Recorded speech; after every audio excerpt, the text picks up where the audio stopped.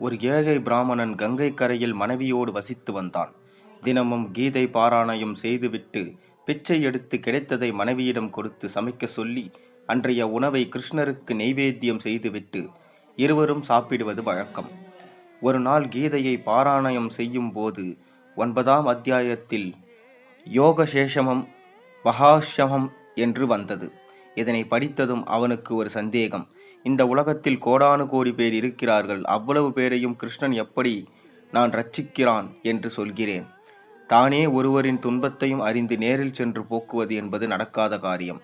எல்லோரின் துன்பத்தையும் கிருஷ்ணன் தனி ஒருவனாக எப்படி சுமப்பான்? அவர்களை துன்பத்திலிருந்து எவ்விதம் காப்பாற்றுவான்? நான் பாதுகாக்கிறேன் என்றால் என்ன அர்த்தம் என்று திரும்பி திரும்பி கீதையை படித்தும் அவருக்கு விளங்கவில்லை. இதை விடக்கூடாது, எப்படி என்று தெரிந்து கொள்ள வேண்டும் என்று தீர்மானித்து அந்த ஸ்லோகத்தின் அருகில் எக்ஸ் என்ற குறியீடை போட்டுவிட்டு புத்தகத்தை மூடினார். ஜால்ராவையும் பாத்திரத்தையும் எடுத்துக்கொண்டு வழக்கம் போல பிச்சைக்கு கிளம்பினான். அன்றும் யாரும் அவனுக்கு உணவு தானியங்கள் என்று எதுவும் பிச்சை அளிக்கவில்லை. ஜால்ராவை வைத்து பாடிக்கொண்டே சென்றான். பிராமணன் ஊருக்குள் அலைந்து கொண்டிருந்த சமயம் ஒரு சிறு பையன் பிராமணன் வீட்டு கதவை தட்டினான். பிராமணன் மனைவி வாசல் கதவை திறந்தபோது அந்த சிறுவன் தலையிலிருந்து ஒரு பெரிய மூட்டையை இறக்கி வைத்தான். இதனை கண்ட அவன் மனைவி, யாரப்பா நீ, என்ன இதெல்லாம்? தவறான இடத்திற்கு வந்துவிட்டாய் போலும் இருக்கிறது என்றாள். அதற்கு அந்த சிறுவன், இல்லே அம்மா, நான் அருகில் வசிக்கிறேன். இது என் குருநாதர் வீடு. அவர் எனக்கு கட்டளையிட்டிருக்கிறார். அந்த கட்டளையின்படி உணவிற்கு தேவைப்படும் அனைத்து பொருட்களும் கொண்டு வந்திருக்கிறேன் என்றான். நான் உன்னை பார்த்ததில்லை. அவருக்கு தெரியாமல் இதை நான் வாங்க மாட்டேன். இதெல்லாம் வேண்டாம். அவருக்கு தெரியாமல் வாங்கினால் அவர் என்னை கோபிப்பார் என்றாள். அம்மா, உங்களுக்கு நான் இங்கே வருவதும் தெரியாது, போவதும் தெரியாது. ஆனால் என் குருநாதருக்கு தெரியும். இதோ பாருங்கள், அவர் சொன்னதும் இதை நான் மூட்டை சுமந்து கொண்டு மெதுவாக நடக்கிறேன் என்று என் முதுகில் இடது பக்கம் வலது பக்கமாக அடித்திருக்கிறார் பாருங்கள் என்றான். முதுகில் எக்ஸ்போல் அடித்ததற்கான தழும்பு இருந்தது. அவள் திகைத்தாள். கணவர் ஏன் இவ்வாறு இந்த சிறுவனிடம் கொடுமையாக நடந்து கொண்டிருக்கிறார் என்று எண்ணியபடி, நீ உள்ளே வா என்று அந்த சிறுவனை உள்ளே அழைத்து முதுகில் எண்ணெய் தடவி அவனுக்கு உணவளித்தாள்.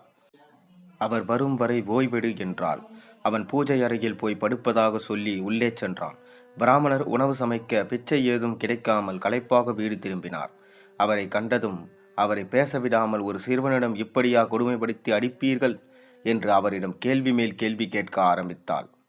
அவருக்கு ஒன்றும் புரியவில்லை. என்ன உளறுகிறாய் என்றார். அவரிடம் நடந்த அனைத்தையும் சொல்லி மேலும் கேள்வி கேட்க ஆரம்பித்தாள். பிராமணருக்கு தலை சுற்றியது. எனக்கு சிஷியனா?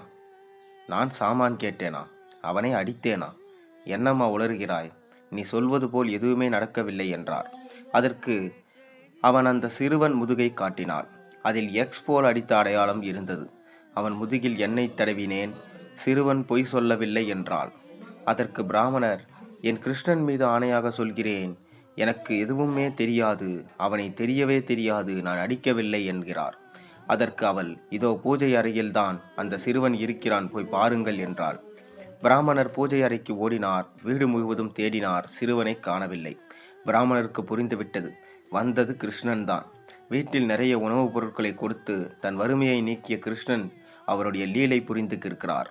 கிருஷ்ணரின் மீது நன்றியோடு கீதை புத்தகத்தை எடுத்து மறுபடியும் பாராயணம் செய்ய புத்தகத்தை புரட்டினார். காலையில் அவர் சந்தேகத்தோடு போட்ட எக்ஸ் குறியை காணவில்லை.